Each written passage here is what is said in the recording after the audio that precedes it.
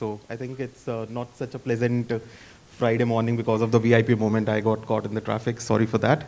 And hi, everyone. So this is 𝗏𝗏𝗫𝗃. I am overall 10 years experienced in internet security industry, currently heading security and compliance. So that's a bit about me. Would you like to introduce yourself just very briefly? Hi everyone, very good morning to all of you. Myself, I'm 𝗏𝗏𝗫𝗃. I worked at Google for about 10 years in Google Maps and Google Search. Today I'm co-founder and CTO at 𝗕𝗲𝗃𝗧. At 𝗕𝗲𝗃𝗧, we are building an AI dermatologist to help people across India to get their skin concerns resolved as quickly as possible. Hi everyone. Good morning to you. I'm Shankar, currently in Myntra. I'm in Myntra for little over 5 years. Played different roles, both management as well as architecture roles. As of now, I'm playing the role of chief architect for Myntra. Before Myntra, most of my time was spent in companies like Yahoo and HP, as well as I was also in Jabong before Myntra acquired Jabong. Thank you. Hello everyone, good morning. My name is Kiran. I head the platform engineering for Meesho. I have been with Meesho for little over 18 months now. And prior to Meesho, I spent time with Yahoo, Akamai, and a few startups, mostly in platform building space. Yeah. Great. So the very first question for you, Rama. So since you have a, a new startup which deals with healthcare, and industry right now requires the right cloud platform to be chosen for the business to run very smoothly and a very good customer experience. So how do you determine the right cloud platform for your business, and what are the key factors that you consider while choosing such a platform? Sure. Thank you, 𝗏𝗏𝗫𝗃, for the question. There are several cloud providers today in the market. Critical things for a startup is how fast you can launch your service, how safe is your service, how resilient is your service, and how redundant is the services that you are providing. Typically, today's world, I feel you should not be worried much about choosing a cloud provider, in the sense that if you just pick among the top 3, like Google or AWS or Azure, for example, most of them, from the security aspect, it is well handled. Speed of launch, all of them provide different services for launching something very fast. In terms of cost, all of them are competitive. In terms of scalability, each one provides, has a huge set of data centers. Some things that are lacking are the redundancy aspect in 1 or 2 of them. For example, you might want to have services in 2 data centers at least, just to maintain redundancy. Some of these are lagging in terms of number of data centers in India. If you want to have the fastest experience for your customers, most likely you will have your servers on data centers in India. So as long as any of these, I think 2 of these have multiple data centers in India, and 1 more is probably by end of this year will have data centers in by end of this year. So that aspect is also covered in the top 3. In terms of choosing a cloud provider, you should just start off with your, as Mr. Pankaj was telling earlier, focusing on your customer. So building something very fast is important, and you can pick one of these, and you can easily shift to the other one. When you scale, each one will be willing to give you discounts. One more thing that will be very beneficial for startups is look for credits. All of them are providing credits for you to kickstart your program. So look for accelerators and reach out to the platforms, and you'll definitely get some thousands of dollars worth of credits, so you don't have to pay for the first few months of your prototype. So I would summarize, I would just pick from the top 3. because most of these are pretty resilient and provide most of the safety aspects that are needed for a startup to get started. Okay, that's rightly said. Things that startup need to get started and quickly scale on. So, but any bias you have for cloud providers? Anything that you have come across is more scalable and up and running very quickly? Frankly, I have used all three of them, and Azure, AWS, and Google. We have tried and tested. All of them were pretty quick. In terms of launching, there are some more platforms called Heroku, and those are quicker to launch. But I would stay away from them if possible, because most of those similar services are also provided by AWS, Azure, and Google. So I don't have any bias because I've used all three and found equal. Cool. Sure. So Shankar, my next question is for you. You being the chief architect currently in your role, so what are some of the best practices for implementing end-to-end encryption for data and in transition and data at rest? And how can a particular business ensure that their data is protected in a digital cloud environment? Security being like one of the biggest concerns in the current, time that we are living. So what are your views on that? Sure. Thanks for the question. So before talking about data at rest and data in motion, let me also briefly talk about how Myntra went about approaching the problem. As a first step, so one thing that we did was to analyze our the data, so the data that we have, and identify sensitive and critical pieces of data. So things like, for example, financial data or PII data. So we analyzed and then isolated the data, so that, and also ensured that there was only one owner for each of this data. And this is something which is extremely critical because just having encryption is not going to protect your data always. After ensuring that there is a single owner for the data, and also ensuring that none of the other systems are retaining it in their caches, and then so in some cases there's also a tendency for engineers to log the data, and sometimes sensitive information goes as a part of the logs. Right? So these are the things. This was our first step, right? So where identify the owners for sensitive and critical data, and make sure that the data is isolated and controlled. And once that is done, so provide access control mechanism so that irrespective of whether it is a manual access or a systematic access, so it is controlled through authentication and authorization.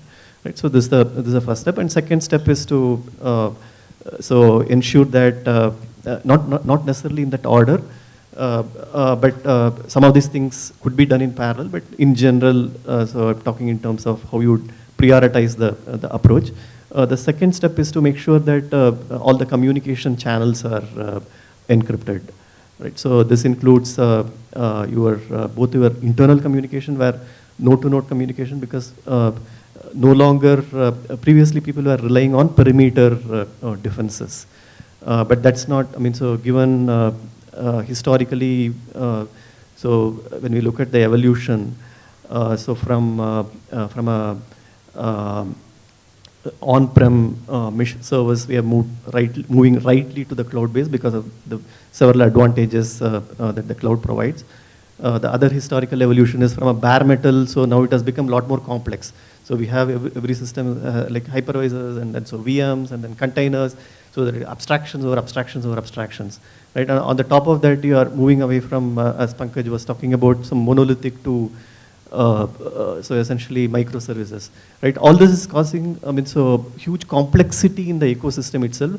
So just relying on perimeter defenses is no longer sufficient, and so internal, making sure internally, basically having zero trust and making sure that internally the nodes are also essentially securing themselves is also critical. From that point of view, So making sure that our channels of communication, and these channels could be, for example, HTTP API access, or through gRPC, or it could be asynchronous communication through sockets, and so on. So irrespective of what kind of communication it is, ensuring that the communication is protected, right? So through using SSLs or TLS or HTTPS, right? So that is definitely something which is very critical. The third one is looking at data, right? So, and looking at data not only where it resides, but also during the entire life cycle of the data, and obviously the communication channels form part of it. So at rest, so again there are multiple ways of handling security and making them secure, and each of them varying degrees of complexity, providing varying degrees of protection. There is no one shoe fits all, depending on what kind of data you are looking at and what are the needs of the business. One should choose any of these techniques, and these techniques range from the simplest would be like disk level encryption. And majority of the cloud providers, Rama talked about Azure, AWS, and GCP as the top 3 providers, and all of them practically provide off the shelf, right? So the disk level encryption, so that would be the lowest form. That will just ensure that even if the physical media so just is compromised, so the data is not compromised still. Right. So the next level would be at a file system level, so where OS intercepts your read and write calls and ensures that they are encrypted. So that's the next level of encryption that one can think about for data. The third level is at a database level. So and majority of the databases, not the community versions, but most of the time the enterprise versions of the databases like Mongo or Cassandra. So they come with so essentially embedded capabilities for encryption. And the last level of encryption is at application level, and that is the most complex, because now the application need to manage the entire so encrypting. While it is more complex, it is also the most secure. So depending on so there is a cost to benefit, and depending on so what are the needs of the organization, and not just the needs of the organization for that specific data set. So one can look at some of these options. The other critical thing is rotation. It's not necessary to do just the encryption, but one should look into essentially rotate the keys. And rotation, so typically, so it's also a complex exercise, because the data, if you encrypt the data and if you rotate the key, the entire data set need to be recreated with the new key, new rotated key. To solve this problem, many of the approaches adopt a envelope encryption, so where they encrypt the encrypting key. So 2 levels of encryption, so very interesting solutions to complex problems. Other thing is that the keys themselves need to be protected, so they have to be placed in a secure location like vault. The vault access, so you access vault with certain credentials, and this leads to another interesting problem where it's an infinite regress, right? So you are protecting the key by storing it in vault, but how about the credentials with which you access the vault, right? That's one of the reasons why companies should not rely just on systems. So encryption alone is not sufficient. So there has to be policies and governance, so which would take care of some of these aspects and make sure our data. So when we are looking at protecting the data, so we look at it end to end, and not just from the encryption point of view. Looking at things like if the data access is across data centers, do we use secure mechanisms and VPN so to ensure that the access, the remote access is secure. Making sure that certificates, so we actually really authenticate the so when certificates are exchanged, so we really authenticate the certificates. So all these are kind of important. So so it's a very, very important thing for every single company to look at the data and ensure that the data is protected, and it is not just through encryption, but it has to be looked at holistically, and then so ensure that policies, governance, encryption, all those are appropriately handled. So. Yeah, absolutely rightly said, and I'm completely aligned with your views on this. Just to summarize for everyone, what Shankar is saying is defense in depth. You just don't need to secure data at an encryption level or at network level, but also at logical level, how people are accessing it and how the key storage has to be managed, key rotation has to be managed. So rightly said. Okay, so Kiran, how can a business combine different technologies with the cloud to streamline their operations and decision-making processes? And what do you think, what are the benefits it can bring to an organization? Sure. So to explain how it benefited at least Meesho, I think I need to give the context about Meesho to the audience, right? So those of you who don't know Meesho is a e-commerce marketplace which came into existence to connect SMEs in the Tier 3, Tier 4 cities with users who are sitting in Tier 3, Tier 4 cities, right? Traditionally, e-commerce 1.0 focused mostly on Tier 1, Tier 2, but I think we started with Tier 3, Tier 4. Meesho started as a social commerce platform.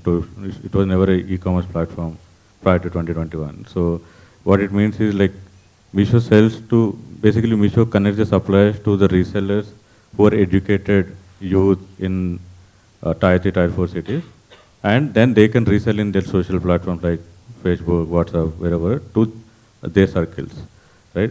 In that process, they can bump up the prices and keep the margin, right? So this is a social commerce model. So there, the fan out was very limited, right? So it depends on how many resellers you have. As long as you scale your infra to that level, that's good enough.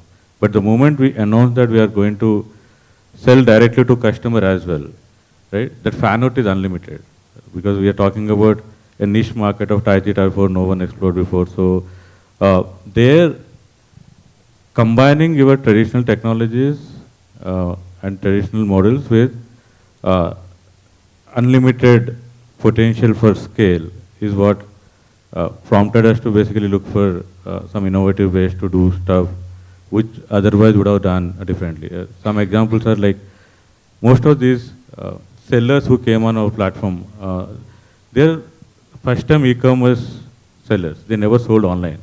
They had businesses for last 100 years in their local communities, maybe 10, 20 kilometers radius they were selling, but they never sold on any other platform before, right? And 50% of them, again, first-time internet users, forget about e-commerce, right? So how do you help them go and look at what all stuff they're selling in their store and catalog it and put it online? It's a big challenge because if you are working with brands have very big cataloging teams. They look at each and every SKU they have and put nice images and descriptions so that it's sellable to the clients. But these are the small players we are talking about who are just running a small shops in their local communities, right? We cannot expect them to do all that, right? So that's where we have to go back and see how technology can help here, right? We build a lot of AI, ML models, which can help auto-catalog stuff. For example, if I'm onboarding a seller today, all we tell them is, hey, you take pictures of all whatever you have and keep uploading it, and we will catalog it automatically. And we will give it back to you for review. If required, you change the attributes, but 9 out of 10 times, they need not do anything, right? So that level of sophistication we need to bring because of the nature of suppliers who came on our platform, right? Same thing goes on the other side, where you're selling to the end user now. These end users are coming from Tier 3, Tier 4 again. Thanks to 4G penetration, a lot of people have smartphone now in villages and even towns. They started interacting with e-commerce platforms like us, right? But still there is a barrier of language there, right? How do you support, naturally you cannot expect them to type something in English and try to find or fine-tune their search. They are not used to searching, right? How do you enable them by giving an image search? Like I've seen something, someone's shoes looking good, so I'll take a picture and upload so that I'll find similar shoes, right? So giving those kind of features and even giving voice search for them so that they can even interact with the app in local languages, right? And supporting the vernacular. For example, if someone is searching for curtains, most of the times on our platform we see them searching for parda, right? How do you understand which language he is communicating with the app and then convert it into equivalent English and search your keywords, right? All this basically requires you to embed the traditional AI ML models with your scalability which cloud provides, right? So, because these models quickly scale, when we are in an experimentation phase, we are not sure whether that model really gives ROI. But once we start deploying it, we'll see a big value after we deploy to 5% cohort or 10% cohort. Then suddenly overnight we have to, when we see the ROI, we have to scale it to 100%, right? So bringing in that latent capacity and scaling pretty quickly is where cloud definitely helped us. Another nuance to e-commerce, especially in India, right? So e-commerce has this peak seasons and off-peak seasons. Peak seasons are mostly festive seasons, right? Closer to Diwali, 𝗕𝗲, there will be a lot of big bang sales which are happening on all platforms, right?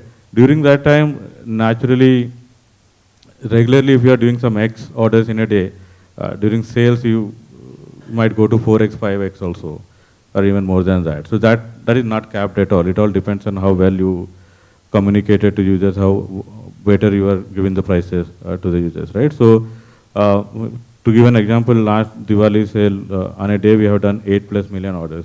But on a BAU day, I might be doing 2 to 3 million orders, right? How do you quickly ramp up your capacity for that 1-2 days and bring it back so that you don't provision for the peak, right? That is where cloud again helps us, right? Even on a regular BAU day, you'll have that peaks and troughs, right? So normally, one interesting pattern we see on our platform, at least in the early days, is a lot of entrepreneurs, we used to call the resellers as entrepreneurs who are selling in the local communities. The entrepreneurs are women entrepreneurs. We had 15 million plus women entrepreneurs on the platform, right? The typical pattern we used to see is that after 9 o'clock, suddenly there will be a spike on the orders in the night. So when we try to dig deeper and do a LOD why it is happening, then we figured out because there's a lot of women entrepreneurs, they have other family works to do, right? So once their kids go to bed and all, they just start putting these orders for their communities and they used to do that. So how do you identify these trends automatically and scale it only for that period and come down, right? And these patterns they keep changing depending on your selection, depending on how well you are scaling your audiences, right? So we used to be, a couple of years back, we were known well for women's fashion. Now we are known for all other categories, right? So this mix keeps changing, these patterns keep changing. So that is where the cloud definitely helped us in terms of scaling with very short notices. Sure. Thanks for the insight and really helpful. I think people got a lot of understanding on how you're working at Meesho and how the things are scaling. Cool. So I have an open question, and I would like to know the views of each of the panelists on this. So in what ways you think cloud can help you to innovate more quickly and effectively, and any examples that you would like to share with the audience of quick innovation and quick scalability? I can tell, see, as I mentioned before, right? So we were a B2B marketplace till 2021 April. Suddenly we went and announced that, hey, we are going to be B2C, right? We had hardly 2 to 3 months to scale our systems and convert them into B2C world, right? And some places we have to go and rewrite. So if I'm thinking about infra and scaling, and I will not be able to do all that in 2 months, right? Only way I can do is like if I offload this work and I need not worry about the scaling, then I can just focus on the business logic and quickly see what portion of this particular app need to be changed so that it is still relevant for B2B as well as for B2C. Right? So some of these challenges we are able to tackle in a record time just because of the cloud. If we are on-prem, even procuring a servers and putting them will take ages, right? So.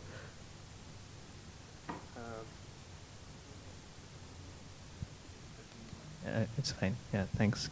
So I have a couple of examples where people can start on low tech first and move on to the higher tech.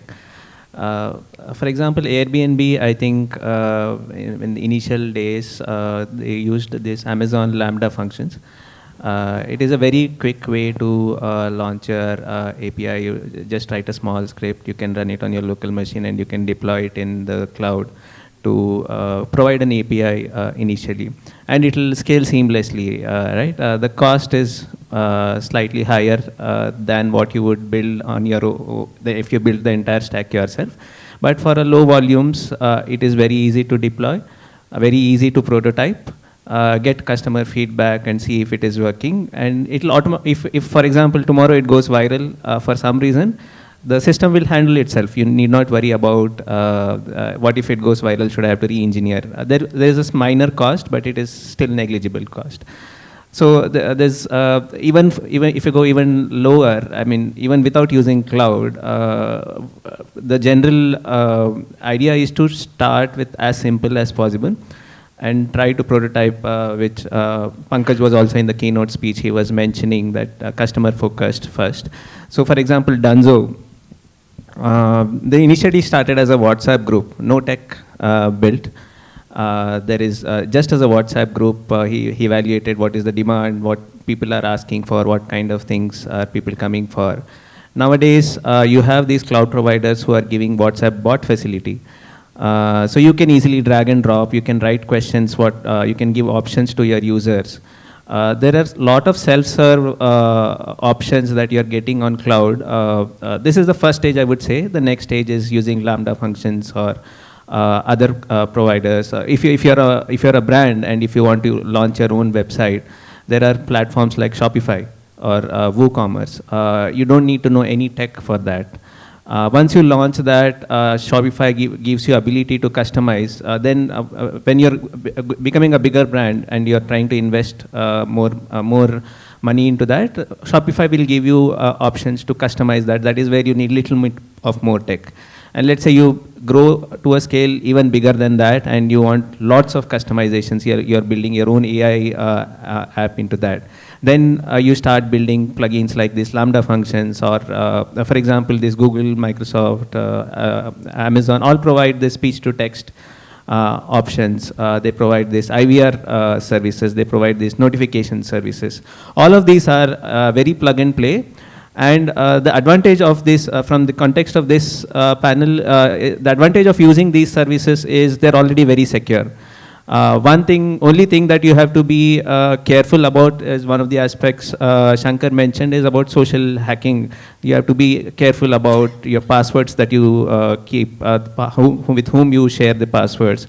Try to give separate logins for each of your employees. Don't try to save cost over there, because I've seen some people just use one user account to just save $10. I think these are the places where you should not save money and just go with one user per account, have strict two-factor access, for example, OTP-based access. Because this is the place where most of the hacks happen today. The defaults, the social engineering and the data breaches happen there.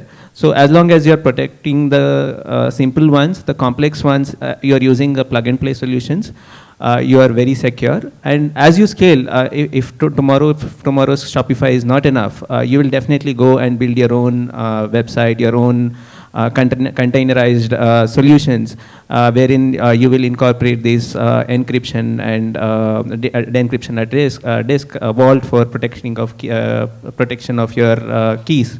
All of this will definitely come, but you'll always have to think level 1, what can I use from plug-and-play solutions? Level 2, what are the next steps I can take? Level 3 is building your own in-house solutions, and wherein all these security aspects come in. But there are several options on the cloud wherein you can innovate faster. A lot of these AI services are available online.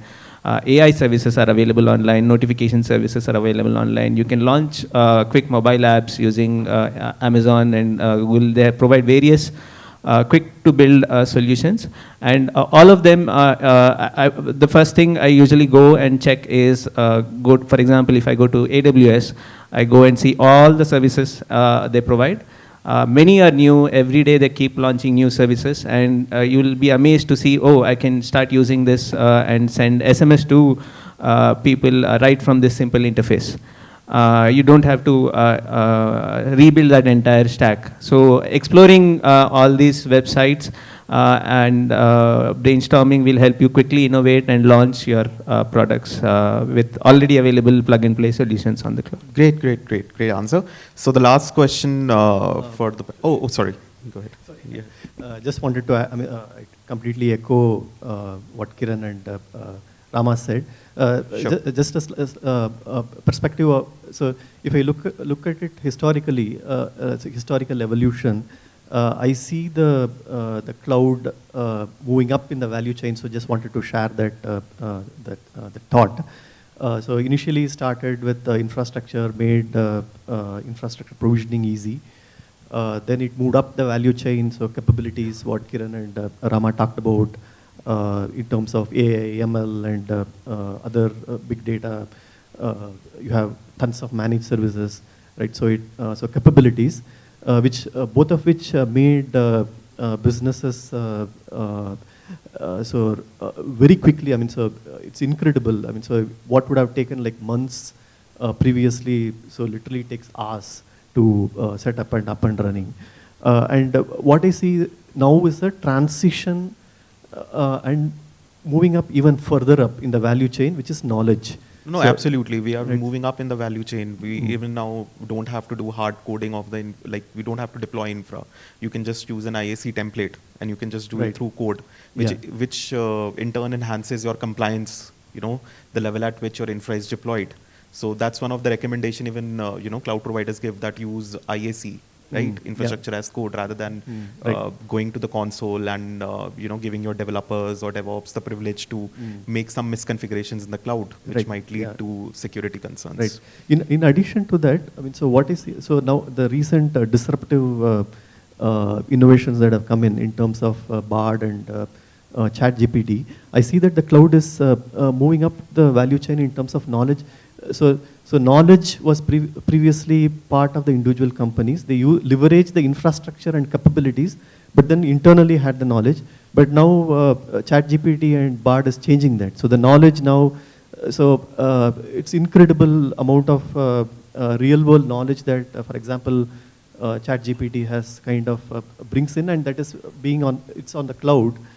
So opens up newer avenues of possibilities. And Kiran was talking about search, for example, right? And one of the biggest challenges with search is that how do you translate a user intent into what you have internally within the system, right?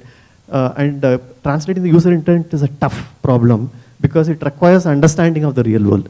Right, and gathering the entire real world understanding is a complex problem, and these are problems now. Things like ChatGPT and Bard, so they are kind of allowing us to solve more in a more easier manner. Right, so I can see a very clear evolution from infrastructure to capabilities to knowledge, and it is incredible. And so now businesses can focus purely on the problems that they are trying to solve, and the value proposition that they are trying to bring in. So it's just looking at the journey, it is really incredible. Absolutely. So a quick short discussion as the final, and this is more not of a question, but final thought sharing on, since we are living in the age of, where the cybersecurity comes in as a very important parameter when you are running a business, right? So let's talk about, what are the relevant data privacy and security regulations that you think is a mandate to follow in cloud. And I'm not talking about from the perspective of RBI or PCI DSS or anything that government imposes. I'm talking about, with your experience, what you think should be like the bare minimum data privacy or, cloud security solution that should be there in the cloud while, setting up a new business or running a scalability solution in cloud. Maybe I can get started. So one thing, as I said, so it has to be holistic. So there are different levels so where protection can be applied. Starting absolutely, right, that has to be a defense in depth model. Right. So at the application level, at the data level, at the network level, and even at, so in some cases we might miss few things. So at an end-to-end business level, so where we can prevent frauds right? So from happening. So it has to be looked at holistically, and then so defenses being built at each of these places. So that is number one. So number two, so essentially putting in mechanisms where we do periodic assessments. There are external agencies, internally also it should be done. So where we do periodic assessments of our defenses, right? So vulnerability assessments and other audits, right? Should be done periodically. We should ensure that security is incorporated right from the beginning of our software development life cycle. So right from the time something is conceptualized, so security just goes into it and then gets carried over through architecture, design, your implementation, testing. So essentially shift left the security. And I think DevSecOps is a excellent way to shift left in the methodology of software development lifecycle, where you build the security in the pipeline itself, right? Right from the phase where you do a secret scanning before the Git commit, to a SAST, DAST, SC analysis, and then do the deployment. And I think same implies to the IAC as well, right? I think the real development starts when the code is deployed in the production or the staging environment. Right. And that is where I think most of the organization miss the part where the IAC also needs to be scanned, right? No matter you're using CloudFormation or Terraform, any IAC level template that you're using needs to be scanned. Maybe you are having some S3 buckets that are out open to the public, or maybe you have an RDS instance that is not encrypted, right? Encryption is not enabled by default on an RDS. Or let's talk about an EBS volume that is public, storing sensitive data. So I think IAC scanning is also one of the key factors which I feel because I've done some consulting in my old days, which I feel is missing from a lot of companies. Like they don't pay attention to the IAC security as well. Yeah. Agree completely with you. Yeah. Also coming up with having like a incident response process is very critical. So while we take a lot of protective mechanisms, it is also important to have mechanisms and process put in place where we can respond in case there is an incident. So those are basically some of my thoughts around. Sure. One thing you want to go ahead? One thing wanted to add on was Shankar talked about authentication, authorization, and protections. One more thing that definitely helps is audit logs. So access patterns, ACLs is of course one more thing that he talked about. Audit logs help us to go back and see is there any patterns that we have missed out in the past. So the protection is one, the ability to observe is the second part. If you don't observe, you don't know where you would have gone wrong in the past and to fix it. So audit logs, also access logs, how people are accessing the systems, which systems is being accessed by different parts of the company or different parts of the users. So that is one thing that we have to start looking at right from the beginning. And just to add to that part, having the logs is not really enough. Correct. You also need to have a means to monitor it. Correct. And get notified. Yes. Like use a Slack integration or a Jira integration or PagerDuty for that matter. Right. But that monitoring and alerting is also a very important part of having those logs. True, totally agree. Monitoring and alerting is the biggest part of this is what I would say, I agree with everything which is said here. I think we also implement a lot of shift left security, which is where, see, once your security vulnerability goes into production, the cost of someone identifying it and you going fixing it is very high, right? You need to identify all the vulnerabilities even before the code is pushed into production. That's where we mandate every Git repo to go through these vulnerability checks, key scans, everything, and security need to give a sign off even to deploy.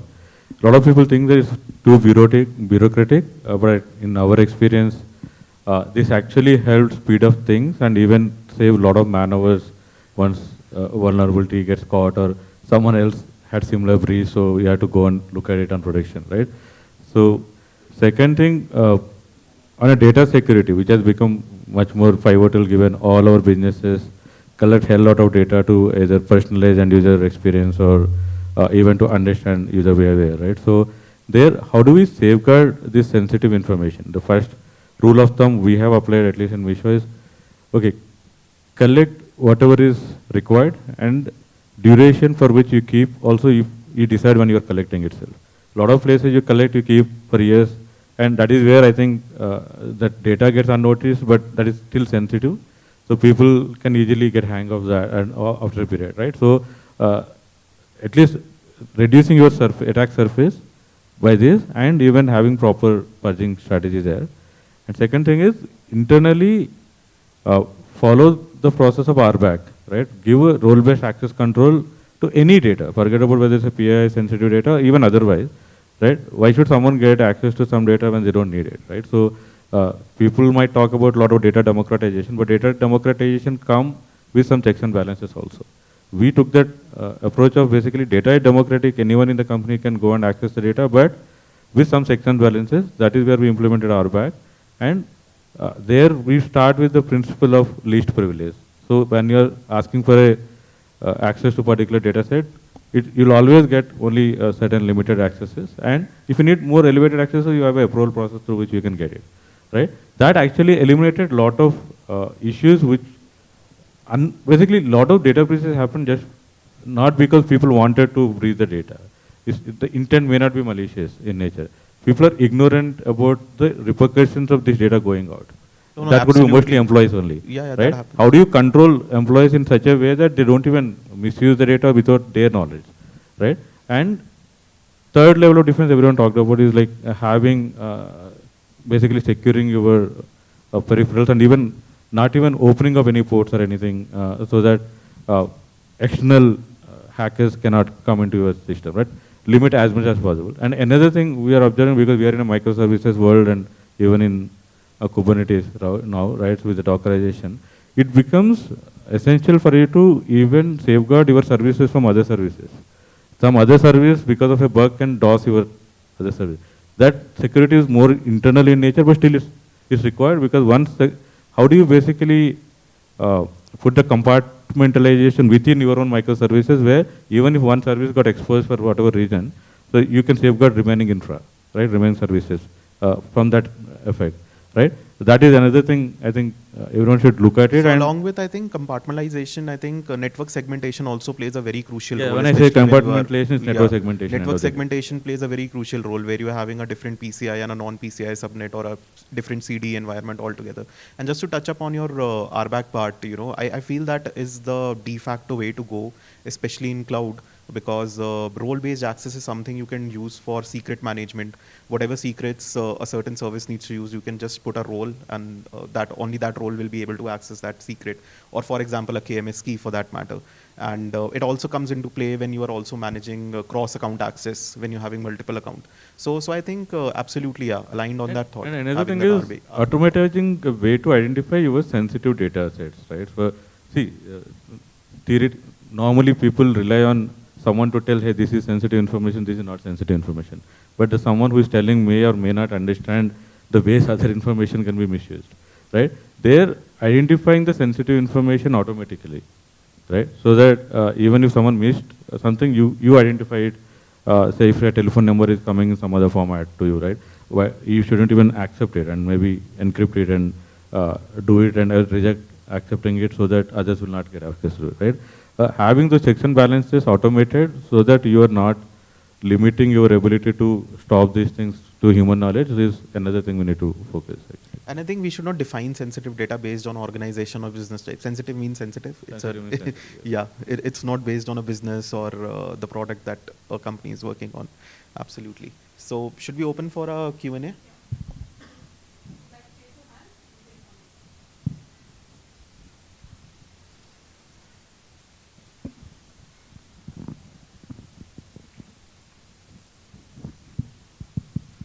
Hi, my name is Anil. I work for Axis Bank from part of the cloud governance. My question is for Kiran. Very beautiful story that was brought up on the challenge from how you B2B and B2C has been wondered. Very much in line from the perspective of digital business that has been transformed in few years. From part of Axis Bank also has done this transformation where it has reached out to customers in rural areas. I don't think so in recent time anybody has talked about these challenges, what you had portrayed now, saying that how digitalization when people don't know even to use the internet, even to use a smartphone, how we have ensured that they come into this platform. But still, this is a process. Digital India is still a dream to fulfill. There are a lot of remote areas or the untouched areas where people even don't have a phone, internet is still not accessible to an extent. And even if it is there, there are people who are still not using it, right? From an B2B or B2C, when we have a lot of local talent over there, like articraft or handicraft to be reached out, that can be coming to your business. So what is, I mean, is your company already thinking in this process? How do you reach out? How do you take this technology? Maybe from an internet perspective, it is still not ready, but do you have any other facilities like when we talk about edge, when things are not there in the remote area, we get edge over there. So in that way, have you thought, how do we reach out to these local talents and bring in their business into a digital market?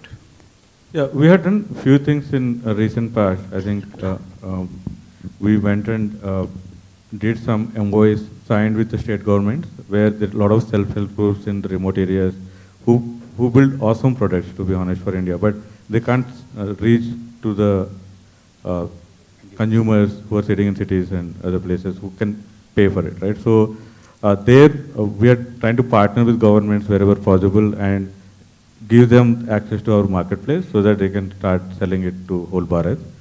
And same thing we did with central government recently, a couple of weeks back. We signed an MOE to get all the self-help groups again onto the platform. That is one thing which we do. Another thing is we still have that reseller model, which helps us reach out to the people who are still not on smartphones and still on feature phones, or even they don't even have a phone, right? So one example we have seen, for example, we have a grocery business. We call it Superstore within Meesho. This grocery business actually came into existence during pandemic, to be honest, because as I mentioned, Meesho used to be a B2B brand.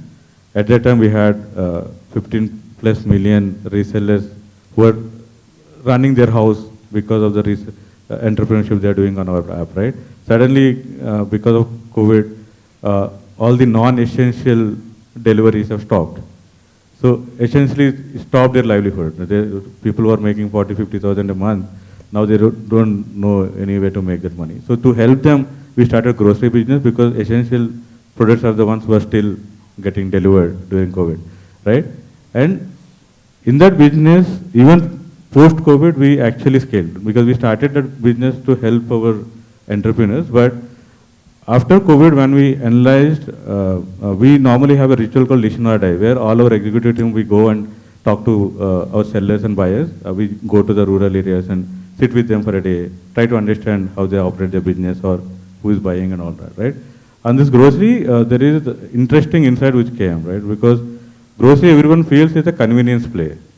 Especially for all of us who are sitting in cities, we feel ki grocery I need to get in next 10 minutes. That's where a lot of this hype, Instamart and Zepto are relevant for us. But if you look at rural India, they grow most of their vegetables and everything in the local communities, right? They don't feel the need to order it online, because they'll just get it there. But one insight for us, that when Vidit, with our CEO, went and sat with we call these resellers in grocery business as champions. When he sat with them, he sat full day and he figured out who is buying from this guy, because it's a very small town. So these are all daily based laborers who are actually going and collecting the package from him and going home, and with some small quantities of vegetables. Okay. Then when he checked with the guy who is selling, why the hell these guys are buying from you? They might buy from a vegetable shop next to them. What he told is, like, in India, the people who pay the most for a lot of these daily essentials are these people who are below poverty level, all the daily wage people, because they don't have enough capacity to buy big quantities. Suddenly, if you are buying a 1 kg of onion, you'll pay, say, 30 rupees or 40 rupees, but these guys pay 80 rupees for that, because they buy very small quantity, right? With Meesho coming in here, that disparity has gone, and every day they are saving in the tune of 100 to 150 rupees. So then naturally they are coming back every day to buy it from these champions. That was a very good insight for us, and we immediately scaled that business now to a lot of other areas, which was limited, because the POV we had was different before that, right? So some of these things we keep doing it so that we keep expanding some of the businesses which are touching the rural part of India or people who never have access to phone or other stuff. No, really true. There's a great story that I think in the recent session that nobody talked about this Tier 4, Tier 3 cities where challenges are there digital and how people are still not in line with the technology. That is great. Good to know that. Another one small question for rest of the team members is that we talked about, there was a question saying that how do you decide which cloud to go from a security perspective and all those things. It becomes a bit easy when an enterprise organization decides on it because he may just take up one few name of the top 3 we talked about and it will go too easy. But when it comes from a pricing perspective, small and medium-sized business or entrepreneurs who are getting into it, what do you think that would be a call for them? How do they decide which cloud service provider they have to go? That's my last question. Thank you. I think I'll just add to it and then everyone can follow up. So I think the first thing is you need to understand what are the services your business will require to scale and what's the quantum of these services that you would require. Price comes secondary. I mean, don't go for a less price solution just because it's less priced. Look at the aspects of the scalability for your business. And like a quick example would be for a fintech, it would be essential to have security controls, to have all kind of PCI DSS kind of certifications done. So based on that, you should take a call. And then there are DR requirements. Every cloud doesn't have data centers in India, right? So I think AWS recently opened a data center in Hyderabad, and they had one in Mumbai. But most of the services are not working in Hyderabad as of now. They're yet to be there. So if you follow an RBI compliance of data localization, you have to keep all the customer data in India. Okay, but then you cannot have a DR plan, right? Because you just have one availability zone in India. So those are the aspects that you need to focus on just to understand what are the requirements from a business side. But yeah, what do you think? I perfectly concur with whatever you said. The data, one of the things that I earlier mentioned was the resiliency, which is multiple data centers in India where this regulation comes into a picture. But that is one of the key components in any business. Data centers also go down, so you have to be resilient for that as well. So I think another key point to keep in mind is that so while there is a cost involved with any of the cloud service providers, it also saves cost in the sense purely because of the elasticity. So if it is on-prem, for example, so you have to deploy as many number of servers as you would need to handle the peak traffic. Whereas cloud, majority of the cloud providers, definitely the top 3, so they provide a good degree of elasticity, so it can actually lead to cost savings. So the total ROI, so if you look at the total ROI in terms of the operational cost, the cost saved because of elasticity, and as well as other opportunity costs. So I think the net, so essentially whenever we make decisions, so we should look at it from a total ROI point of view where all these 3 factors are kind of concerned. So absolutely, architecting it in the right manner really helps. I mean, you have auto scaling, you have Kubernetes, which can be easily leveraged for architecting the services in the right manner. So yeah, you can save on cost there as well.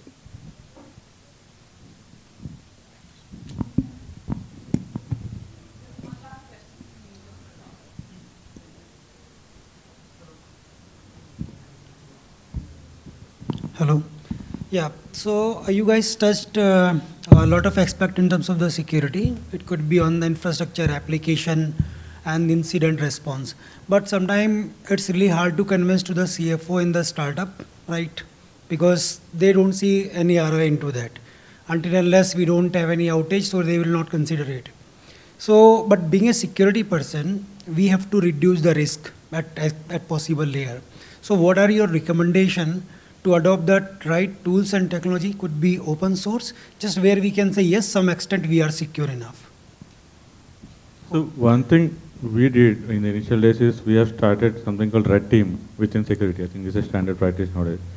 So what Red Team does is try to expose us internally by doing some phishing attacks or anything else, right?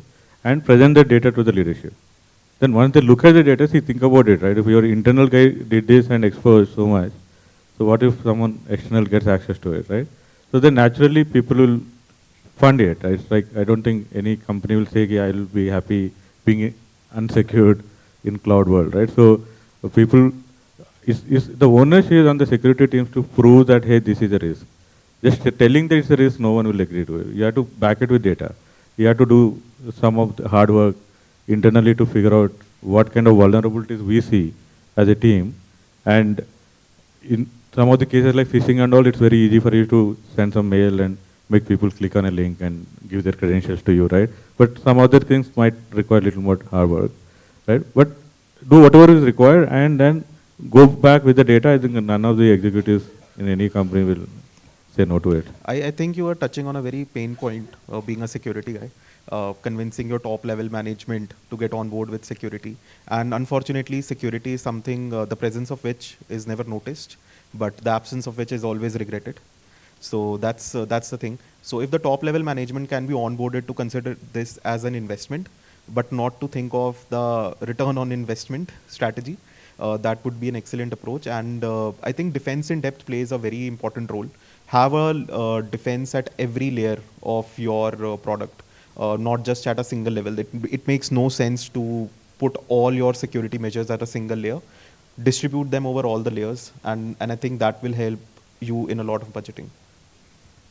Just to add a small point to Vanshit and Kiran, in addition to doing the vulnerability analysis, it will be beneficial for your CFO also to take a call if you give him the priorities and the impact versus the cost. For example, some vulnerabilities are, for example, someone can launch a DDoS attack on the server. The server might go down for an hour. The impact here is 1 hour downtime. From the CFO perspective, he will say, okay, this risk we can take care. But there are some non-negotiable vulnerabilities where there could be a data breach. If you can categorize saying this vulnerability, this would be the impact and this would be the cost to prevent that, I think that will be a very easy decision for your CFO to make and try to budget on the high impact ones, and the low impact ones can be deferred. Basically, they're okay with some impact and not okay with some impacts. So that will very much help in categorizing the vulnerability analysis and giving it to your CFO. So just to add, there are, I also think that, see, there are things which involve cost. And many times it becomes a cost and becomes an investment because we don't think about it upfront. So if we left shift the security and think about it upfront and incorporate it as a practice, we can eliminate. See what happens. So when we continue our software development journey, so the platforms evolve to an extent where implementing security now becomes an investment, right? So then you have to go and justify, it's a priority between this versus that. So at least, I mean, this is not avoidable if something is already existing, but at least for newer projects, so I feel that if we can think about security upfront and incorporate it right in the beginning, so then it doesn't become like an investment ask, it becomes a natural part of our mindset and a software development cycle. But having said that, there are other aspects of security, our perimeter defenses and other vulnerability and assessment and other things which involves cost, for which we have to showcase our justification. Cool. I think that concludes our panel discussion for today. Thanks everyone for joining in here. And thank you audience for being so patient with our thoughts. Cool. Thank you everyone. Thank you. Thanks everyone.